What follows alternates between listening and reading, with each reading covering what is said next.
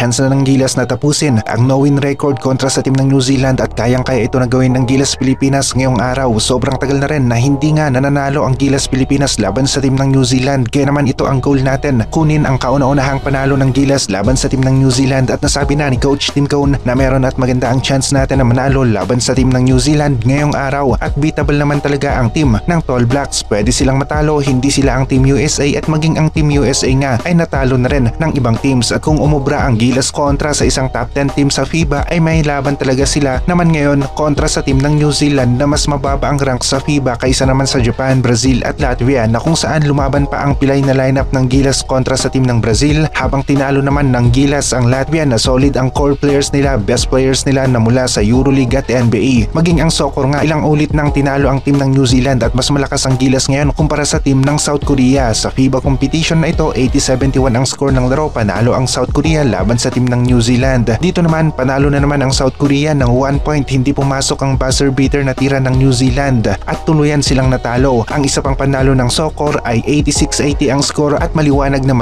na natatalo nga rin ang team ng New Zealand at ito ang gusto natin na gawin ng Gilas ngayong araw. Game din na nga, heto na ang pinakahihintay ng lahat at excited ang lahat ng mga Filipino basketball fans na masaksihan ang larong ito dahil pwedeng pumanig sa atin ang history. Magawa na nating talunin ang team ng New Zealand dito sa ating home court mismo. Magiging mahigpit ang labanan ng bawat teams. Gusto nilang makuha kaagad ang kalamangan at magkaroon ng advantage sa pagpasok ng fourth quarter at kontrolin ang tempo ng laro habang papaubos ang oras sa fourth quarter. Naging malaking tulong ang malaking kalamangan ng Gilas sa early quarters ng laro laban sa team ng Latvia, kaya naman nahihirapan talaga na makahabol ang Latvia sa fourth quarter at natalo sila. Ito ang gusto natin na mangyari, malakas na simula para sa Gilas team para magawa nila na magkaroon ng kalamangan kaagad na pwede nilang alagaan hanggang sa fourth quarter tapos makikipagpalitan na lamang sa pagpuntos. Kung hindi naman kaya ay pwede pa nilang dagdagan ang kanilang kalamangan habang papaubos ang oras ng laro. Kapag naging dikit ang laro hanggang sa fourth quarter, pressure sa isip ng mga players ang magiging kalaban, turnovers at posible na bumaba ang kumpiyansa ng mga players natin dahil na rin sa nasa home court natin ang laro. Baka tumiklop ang opensa natin, konti lang ang may kakayahan na tumira ng quality shots sa last minutes o seconds na crucial pa nga ang score ng laro dahil ayaw nila na masisi. Mukhang si JB lang ang handang gumawa ng mga do or die na tira pero expected na ito ng New Zealand kapag naging dikitan ang score ng laro, kaya mahihirapan tayo ng konti kung naging palitan ang kalamangan sa score sa fourth quarter. Kaya ang best scenario ay lamang tayo ng 10 points mahigit pagpasok ng fourth quarter para mas malaki ang chance natin na manalo at posible nga na ito ang plano ng Gilas team. Para sa akin, mas lamang tayo sa rebound kontra sa team ng Gilas kapag Junmar at Kay Soto ang nag-aabang sa loob ng paint para sa rebound, kaya posible na magpapaulan ng mga tres ang Gilas sa early quarters ng laro at magbibigay ng pasa ang mga guards natin sa loob ng paint para sa mga inside plays. Paiba-iba ang opensa ng Gilas, malilito ang depensa ng kalaban. Meron at merong magiging butas sa depensa ng New Zealand at makikita ito ni Coach Tim Cone. Pwedeng sa 3-point area magkaroon tayo ng maraming open na tira para sa high percentage shot at pwede rin naman na sa loob ng paint hindi nila mapigilan ang combo bigs natin magkabilaan. Nakita na natin ang matchup ng isang big ng New Zealand laban dito kay Kay Soto sa NBL Australia at kayang-kaya ni Kay ang isang big ng New Zealand para sa mga mismatch plays,